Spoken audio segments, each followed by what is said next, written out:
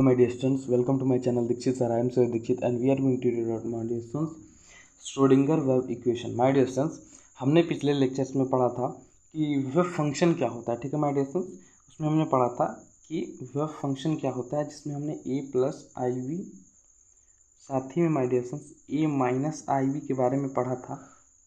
और my dear students हमने पढ़ा था कि जो साई का स्क्वायर होता है वो होता है a square plus b square my dear students. ठीक है माय डियर स्टूडेंट्स. तो माय डियर स्टूडेंट्स अब हम क्या करते हैं, हम श्रोडिंगर वेव इक्वेशन पढ़ते हैं. ठीक है माय डियर स्टूडेंट्स, तो चलिए यहाँ तक तो हमने पढ़ लिया था श्रोडिंगर तक. ठीक है, अब हम पढ़ने वाले हैं कि श्रोडिंगर वेव इक्वेशन कैसे प्रूफ किया जाता है माय डियर स्टूडेंट्स. तो देखिएगा, तो चलिए एकदम स्टार्ट करते हैं स्टार्टिंग से. समझिए my dear students, let us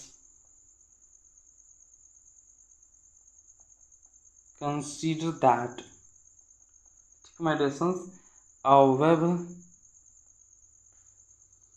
displacement.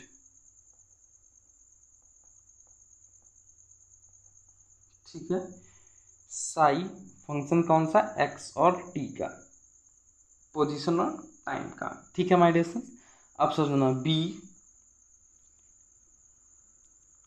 Associated, ठीक है my dear students, associated with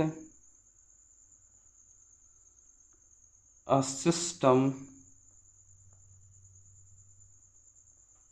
ठीक है, system of wave at time T. ठीक my dear students, time t में एंड लोकेशन एक्स या फिर लोकेशन आर ले लीजिए. ठीक है माय डियर स्टूडेंट्स,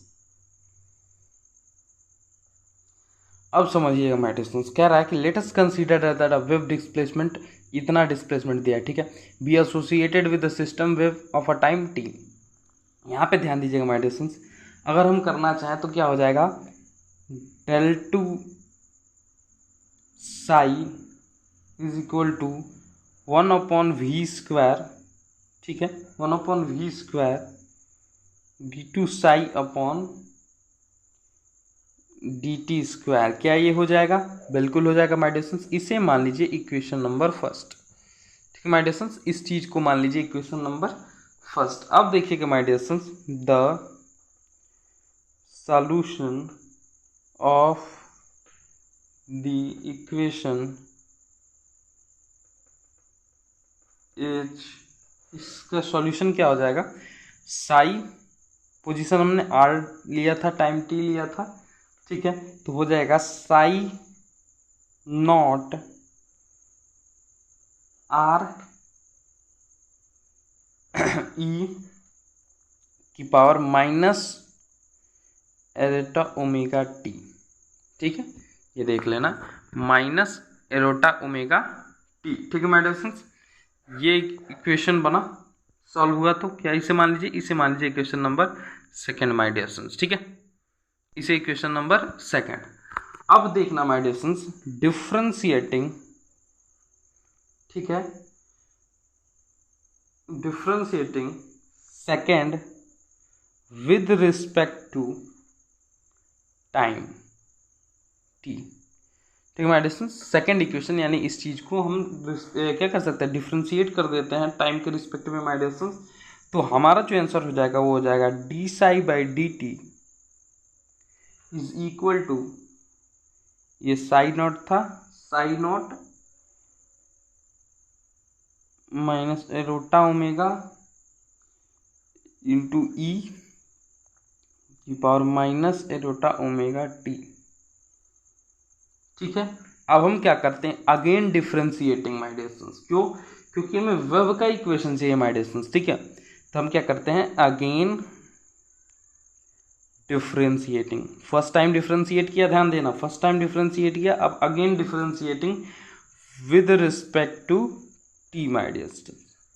ठीक है, तो डी टू इस बार क्या हो जाएगा, इस बार करेंगे तो हो जाएगा D two psi upon D T square.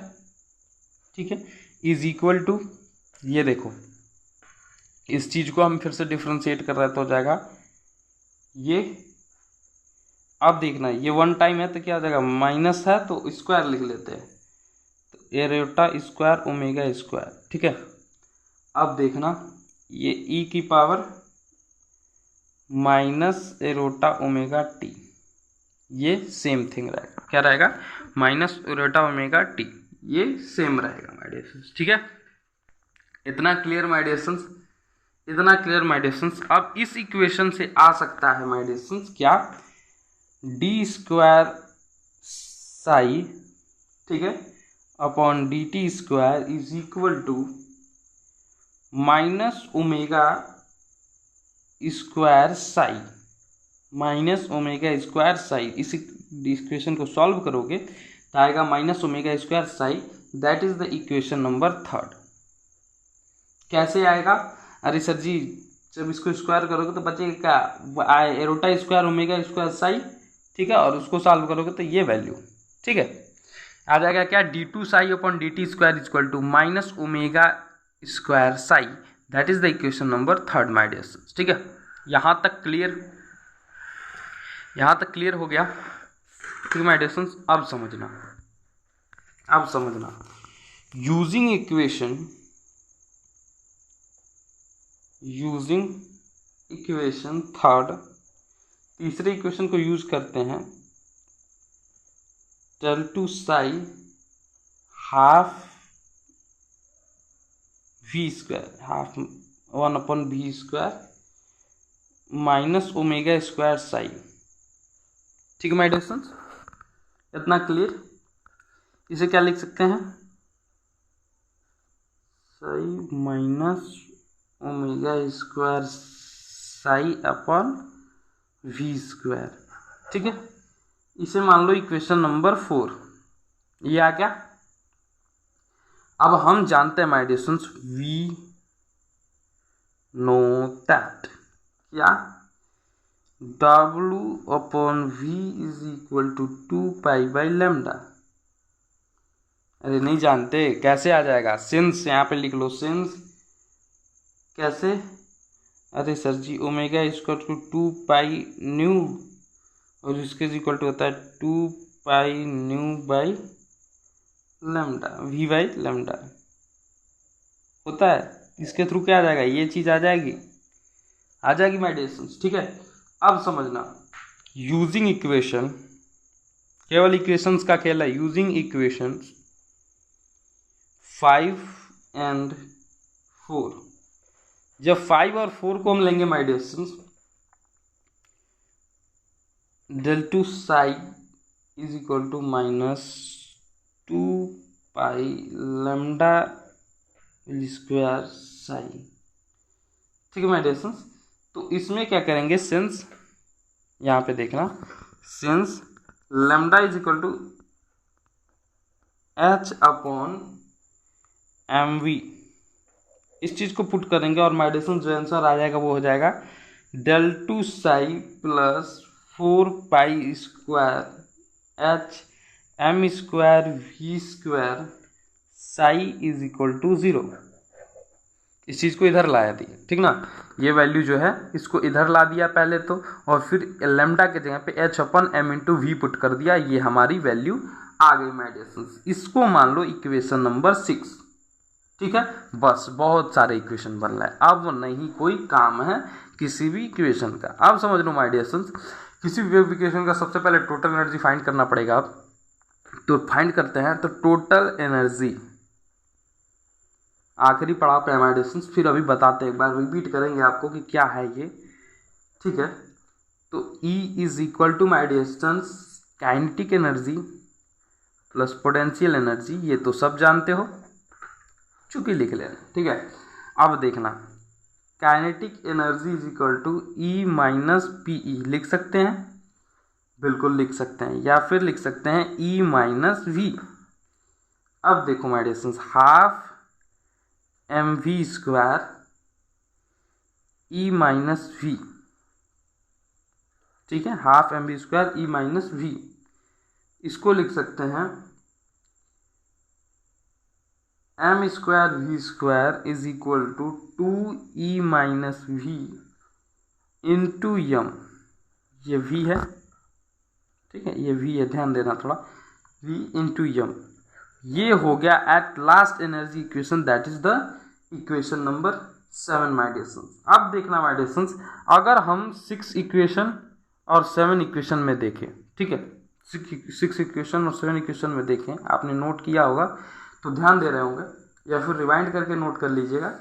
आप देखना माय डियर सन्स, फिर देख लीजिए, ये 6 नंबर है, ध्यान से देखिए इस चीज़ को, और ये 7 नंबर है, ध्यान से देखिए इस चीज़ को, ठीक है माय डियर सन्स। तो होगा क्या, इस बात में ध्यान दीजिएगा माय डियर सन्स, होगा ये कि माय डियर सन्स यूजिंग, देखिए यहाँ पे यूजिंग इक्वेशन 6 एंड 7, ठीक है, छठे और सातवें को यूज करते हैं तो आता क्या है, del 2 psi plus 4 pi square upon h square, ठीक है, ठीक है, यहां तक समझ में आया my dear sons. 2m e minus V psi is equal to 0, ठीक है, क्या बना, del 2 साई, ये साई है, साई प्लस इसको क्या लिख सकते हैं, 2 इंटू है तो हो जाएगा 8 pi square m upon h square e minus V psi is equal to 0। My dear sons, ये जो इक्वेशन आया है that is the my dear sons Schrodinger wave equation, Schrodinger wave equation my dear sons, ये जो इक्वेशन आया है इसे कहते हैं श्रोडिंगर वेव इक्वेशन, ठीक है, ये समझ में आया माय डियर सन्स, ये समझ में आया।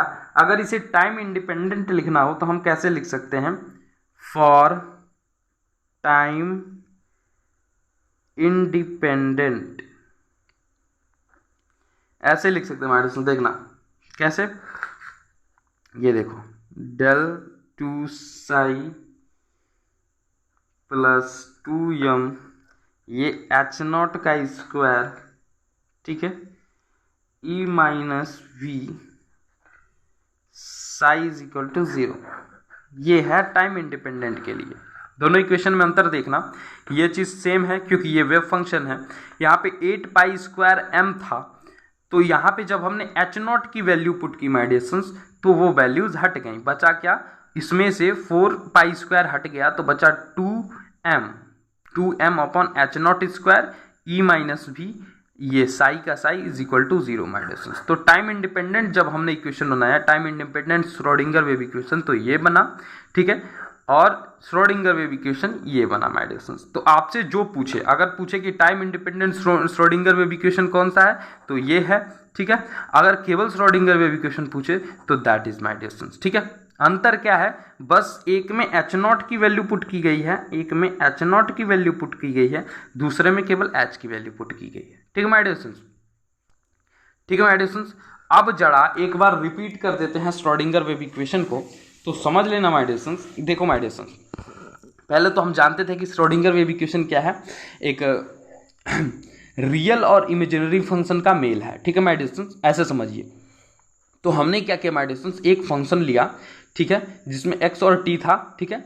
अब हमने क्या किया माय डियर सन्स, हमने इसका इक्वेशन बनाया, del 2 psi is equal to 1 upon V square d2 psi dt square, ठीक है माय डियर सन्स, ये इक्वेशन बना।